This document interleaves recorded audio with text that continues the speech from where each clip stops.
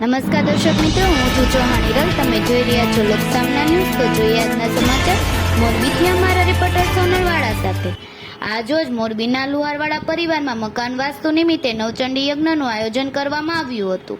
મોરબીના લુહાર પરિવારના શ્રી જયંતિભાઈ કાળુભાઈ વાળાના પુત્ર આશીષભાઈ વાળાને ત્યાં કુળદેવીમાં ખોડિયારના આશીર્વાદથી નવા મકાન વાસ્તુ નિમિત્તે નવચંડી યજ્ઞનું આયોજન કરવામાં આવ્યું હતું. તેમાં સવારના રુદ્રીય અભિષેક, ત્યારબાદ કળશ પૂજા તેમજ કળશ સ્થાપના કરી હતી. ત્યારબાદ નાની દીકરી દ્વારા કંકુ પગલા પાડવામાં આવ્યા હતા. ત્યારબાદ માતાજીની સ્થાપના તેમજ નવચંડી હવન કરવામાં આવ્યો. ત્યારબાદ બપોરના બીડું હોમવામાં આવ્યું. ત્યારબાદ માતાજીની આરતી તેમજ થાળ ધરવામાં આવ્યો.